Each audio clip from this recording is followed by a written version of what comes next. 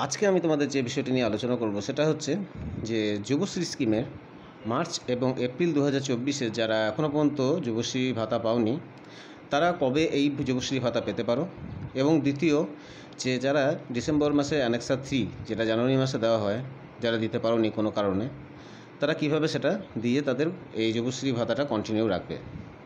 তো প্রথমেই আমরা তোমাদেরকে একটা জিনিস জানিয়ে দিতে চাই, যেটা হচ্ছে যে অবশ্যই সাইটে তোমরা দেখে থাকবে যে অ্যাজ অন 17/11/2014 মানে 17/11/2014 অবধি এখনও পর্যন্ত যারা 17/11/2014 মধ্যে নাম লিখিয়ে রেখেছো তারা কিন্তু এই যুবশ্রী ভাতা পাচ্ছ।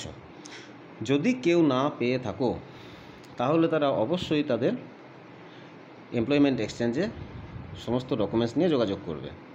সমস্ত ডকুমেন্টস বলতে বিশেষ করে তারা যখন এমপ্লয়মেন্ট ব্যাংকে নাম লিখিয়েছিলে সেই যে অ্যাকনলেজমেন্ট, সেই অ্যাকনলেজমেন্টটা অতি অবশ্যই নেবে। তার সঙ্গে ভোটার কার্ড বা রেশন কার্ড যেটা দিয়ে তোমরা নাম লিখিয়েছিলে সেটা নেবে। তার সঙ্গে মাধ্যমিকের ডকুমেন্টস অবশ্যই নেবে। তারপর ব্যাংকের অ্যাকাউন্টটাও নেবে। গিয়ে এক্সচেঞ্জের সঙ্গে যোগাযোগ করবে যে তাদের নাম কেন লিস্টে আসেনি। যদি কোনো কারণে রিজেক্টও হয়ে গিয়ে থাকে তাহলে সেটা কি করা যাবে না করা যাবে সেটা ওরা সহযোগিতা করবে। এবার বলি যে তোমাদের যারা অ্যানেক্সা 3 এখনও পর্যন্ত জমা করোনি কোনো কারণে, তারা তাদের রেসপেক্টিভ যে আছে এমপ্লয়মেন্ট এক্সচেঞ্জ, সেখানে তারা আগের বছরের অ্যানেক্সা 3 ব্যাঙ্ক অ্যাকাউন্ট, যুবশ্রীর ওই অ্যাকনলেজমেন্ট নিয়ে তারা এক্সচেঞ্জে যোগাযোগ করবে এবং কী কারণে দিতে পারোনি তার জন্য একটা অ্যাপ্লিকেশান লিখে তারা দেবে। তাদের ওটাও কন্টিনিউ হয়ে যাবে, কোনো অসুবিধা নেই। তাদেরও আবার টাকা পেতে তারা শুরু করবে। 2024-এ মার্চ এবং এপ্রিলের যে বেকার ভাতার টাকাটা সেটা এখনও পর্যন্ত রিলিজ করা হয়নি ফান্ড।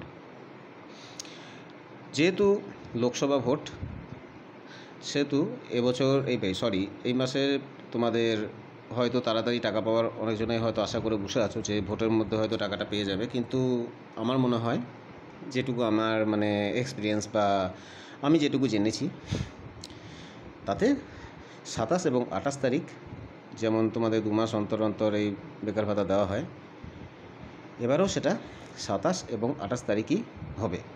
তবে হ্যাঁ, যদি তোমাদের বেকার ভাতার টাকা হয়তো 12 এবং 13 তারিখে যদি রিলিজ করলেও সরকার করতে পারেন, তবে ওটা 2 মাসের হবে না, ওটা 1 মাসেরই হবে। তবে 27 এবং 28 তারিখের মধ্যে তোমরা বাকি 2 মাসের মার্চ এবং এপ্রিলের বেকার ভাতার টাকা পেয়ে যাবে।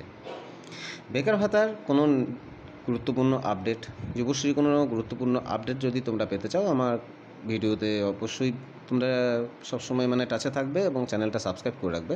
আর একটা কথা বলে রাখি, যুবশ্রী আন্ডারে যারা নাম লিখিয়েছো এবং তারা ছোটোখাটো কোনো ব্যবসা করতে চাইছো বা কোনো ফার্ম করতে চাইছো, যাই হোক কিছু করতে চাইছো বা কোনো তোমাদের বিজনেস প্ল্যান আছে, তারা অবশ্যই, আমি একটা ভিডিও আজকেই তোমাদের আপলোড করে দেবো যে এখানে একটা সাবসিডি লোন পাওয়া যায়, যে সাবসিডিটা তোমাদের মোটামুটি 30% 40% অবধি তোমাদের সাবসিডি সরকার দেয়।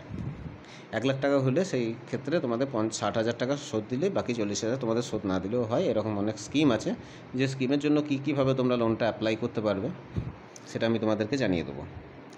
তো যারা যারা লোন রিলেটেড কোনো ভিডিও চাইছো তারা অবশ্যই আমার কমেন্ট সেকশানে আমাকে জানিও, আমি ভিডিও তাহলে আজকেই আপলোড করে দেবো। বাকি তোমাদের কোনো চাকরি রিলেটেড বা এরকম কোনো ইনকাম রিলেটেড কোনো আপডেট থাকলে জানতে চাইলে তারা জানতে পারো, এবং অন্যান্য রিলেটেড ভিডিও আমি ইনকাম রিলেটেড বা ফাইন্যান্স রিলেটেড বা ইন্স্যুরেন্স রিলেটেড আমি ভিডিও আমার চ্যানেলে আপলোড করতে থাকি, তোমরা সেটা দেখতে পারো। ধন্যবাদ, আজকের জন্য এটুকুই, নমস্কার।